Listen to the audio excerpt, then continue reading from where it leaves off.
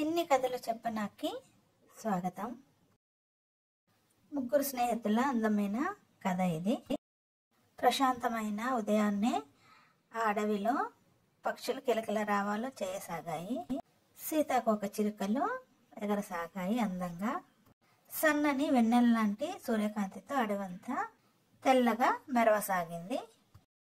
సరస్సు పక్కనే కుందేలు, తాబేలు, ఒక మొసలి చక్కగా కబుర్లు చెప్పుకోసాగాయి. ఆ మూడు మంచి స్నేహితులు అవడంతో ప్రశాంతంగా కూర్చొని కబుర్లు చెప్పుకోసాగాయి. అయితే వాటిలో కుందేలుకి కొద్దిగా నోటి దురుసుతనం, అలాగే కొద్దిగా గర్వం కూడా ఉంది. ముగ్గురు మాట్లాడుకుంటుండగానే కుందేలు తాబేలుని చూసి ఎగతాళిగా అంది, "నువ్వు ఎప్పుడు మెల్లగా మాట్లాడతావు, మెల్లగా నడుస్తావు, నువ్వు ఇందులోనూ విజయం సాధించలేవు కదా, ఇలా అయితే" అనంది.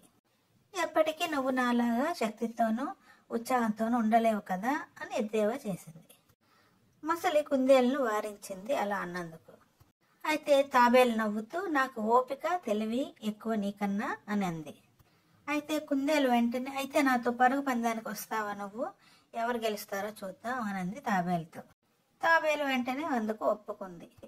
కుందేలు నవ్వుతూ, "నత్త కూడా నీకన్నా వేగంగా పరిగెత్తుతుంది కదా, నువ్వు నన్ను ఎలా ఓడించగలవు" అని అంది తాబేలుతో.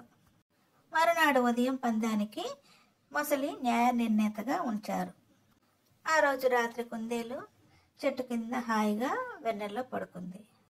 ఎలా అన్నా సరే విజయం నాదే కదా అని కుందేలు మనసులో సంబరపడిపోతూ చక్కగా పడుకుంది. తాబేలు మాత్రం పందెంలో తనే గెలవాలని దేవుడిని ప్రార్థన చేసుకోసాగింది. మరునాడు ఉదయాన్నే పోటీ ప్రారంభమైంది. అడవిలోని జంతువులన్నీ కూడా చూడడానికి వచ్చాయి ఆ పందాన్ని.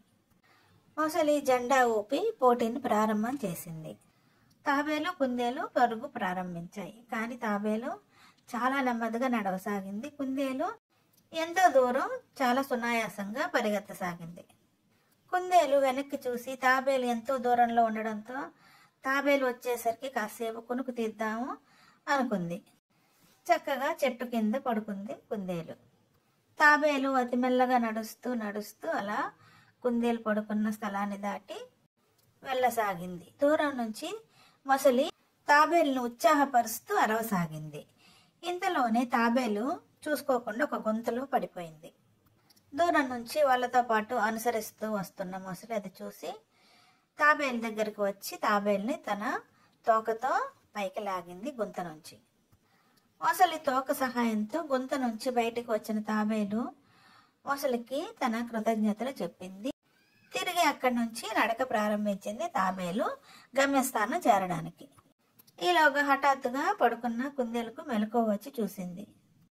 ఈ నిద్ర హడావిడిలో ఆలస్యం అయిపోలేదు కదా, నేను గమ్యస్థానం చేరడానికి అనుకొని పరిగెత్తసాగింది కుందేలు హడావిడిగా అక్కడి నుంచి. దూరం నుంచి కుందేలు చూస్తుండగానే తాబేలు, మొసలి కలిసి ఆఖరి గమ్యస్థానపు రేఖను దాటేశారు. మొసలి తాబేలును విజేతగా ప్రకటించింది. కుందేలు సిగ్గుతో తలదించుకుంది. అలాగే తాబేలుకి మనస్ఫూర్తిగా ప్రశంసించింది. గర్వంతో మూర్ఖుల్లా ప్రవర్తించినందుకు క్షమించమని అడిగింది. "నా వేగం కంటే నీ ఓపిక గొప్పది" అని అన్నది కుందేలు. ఆ రోజు రాత్రి వెన్నెలలో ముగ్గురు కలిసి చక్కగా సంబరాలు చేసుకున్నాయి. మంచి మంచి ఫలాలతో, తినుబండారాలతో విందు చేసుకున్నాయి. ఆకాశంలో చక్కగా పక్షులు ఎగరసాగాయి కిలకిలా రావాలు చేస్తూ. జంతువులన్నీ చుట్టూ చేరి ఆనందంగా కేరింతలు కొట్టసాగాయి అక్కడ. ఇలాంటి మరిన్ని చిన్ని కథల కోసం do like, share and subscribe my channel చిన్ని కథలు చెప్పనా.